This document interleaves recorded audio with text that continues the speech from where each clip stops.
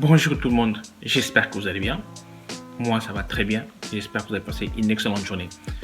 Pour ceux qui ne me connaissent pas, mon nom c'est Samuel, je suis investisseur et entrepreneur et sur cette chaîne, nous parlons des thématiques de l'investissement. J'étais très surpris hier, j'ai reçu un coup de fil d'une personne qui avait vu mes vidéos sur YouTube et ça lui avait tellement inspiré qu'elle avait décidé de commencer à investir en bourse. Cette personne avait eu mon numéro via et m'a contacté hier en me disant « Samuel, je vais commencer à investir, voici mon budget, qu'est-ce que je fais ?» Après un échange de presque 30 minutes avec cette personne, nous avions décidé de prendre un nouveau rendez-vous pour pouvoir discuter de son cas personnel en profondeur. La conversation que j'ai eue avec cette personne m'a fait un énorme plaisir. Je ne pense pas que la personne que j'avais au téléphone savait la joie que j'avais au cœur. Et c'est cet impact-là que j'ai envie d'avoir dans notre communauté. De pouvoir vous inspirer à agir et à prendre votre destin en main. Entreprendre et investir, c'est pas sorcier, mais il faut agir. Donc, je vous invite à agir et à prendre votre destin en main. Dans cette vidéo, je vais essayer de répondre à la question quelle est la différence entre une action et une obligation. Alors, qu'est-ce que c'est qu'une action? Une action est tout simplement une participation dans une entreprise. Toute personne qui détient une action est copropriétaire de cette entreprise. En investissant votre argent dans une entreprise, vous avez aussi droit à partager les bénéfices effectués par cette société. En tant que copropriétaire d'une entreprise, vous bénéficiez également de droits de vote proportionnels à vos parts d'actions que vous avez dans cette entreprise. Ce droit de vote, vous pouvez l'exercer lors de l'Assemblée générale. Si vous investissez votre argent dans une entreprise, vous avez droit aux dividendes. Et pour pouvoir recevoir des dividendes, il faut remplir deux conditions. Tout d'abord, l'entreprise doit réaliser des bénéfices pour pouvoir les restituer aux actionnaires. Si l'entreprise a réalisé des bénéfices, l'Assemblée générale va par après décider si elle va restituer une partie de ces bénéfices aux actionnaires. Si l'une des conditions ne sont pas remplies, vous ne recevrez pas les dividendes. Ça, c'est la théorie. Mais en réalité, les choses se passent différemment. On a pu voir pendant cette crise et malgré la situation que les entreprises se sentaient obligées de distribuer les dividendes aux actionnaires. Il y a des compagnies qui se sont endettées pour seulement pouvoir distribuer les dividendes aux actionnaires. Les grandes entreprises et les multinationales travaillent pour les actionnaires. Ils feront tout pour satisfaire les besoins des actionnaires. Il n'y a pas un CEO dans ce monde qui aimera avoir ses actionnaires contre lui. Il n'y en a pas beaucoup.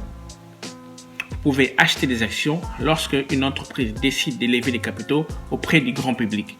Vous pouvez acheter des actions en bourse. La bourse est un marché là où les acheteurs et les vendeurs se rencontrent pour s'échanger des titres financiers. Le cours de bourse indique le prix de l'action. C'est le prix auquel l'action est achetée et vendue en bourse. En théorie, le cours de bourse est un compromis entre le revenu, attente et les risques internes et externes liés à cette action. L'offre et la demande d'une action sont également influencées par le risque auquel l'action est exposée. Si vous achetez ou vendez des actions en bourse, de plus les dividendes que vous pouvez recevoir, vous pouvez aussi réaliser une plus-value. Vous réalisez une plus-value lorsque le prix de vente est supérieur au prix d'achat. Contrairement aux obligations, les actions n'ont pas de durée fixe. Vous récupérez votre capital au moment où vous vendez vos actions. Y a-t-il des risques liés dans l'investissement dans les actions? Bien sûr, quand vous investissez dans les actions, vous pouvez gagner, mais aussi perdre.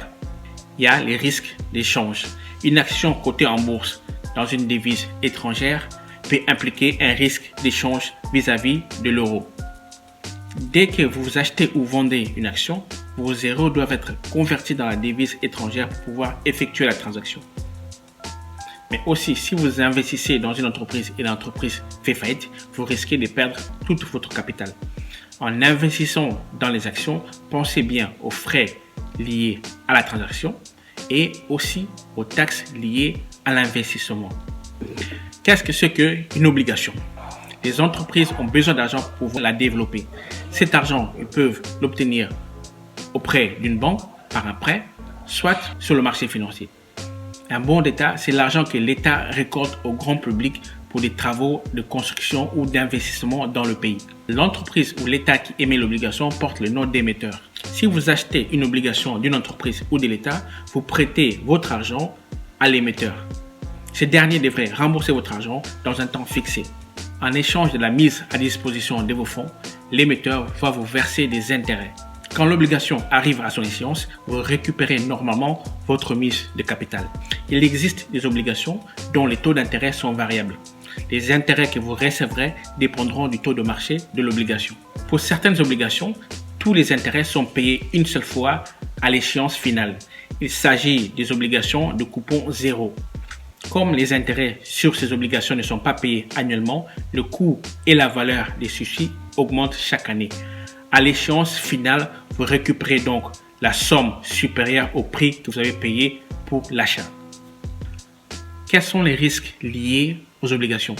Contrairement aux actions, quand une entreprise fait faillite, les créanciers sont remboursés en premier. Deuxièmement, les taux d'intérêt. Si le taux d'intérêt augmente, la valeur de votre obligation va diminuer. Troisièmement, les risques d'échange. Une obligation émise dans une devise étrangère implique des risques d'échange vis-à-vis de l'euro. Le montant en euros que vous allez recevoir en cas de vente ou à l'échéance finale dépendra du taux d'échange du marché du jour. Voilà un peu ce que je voulais partager avec vous aujourd'hui. J'espère que vous avez aimé cette vidéo. Si c'est le cas, n'oubliez pas de mettre des likes et vos commentaires. Et je vous retrouve à la prochaine vidéo. Au revoir.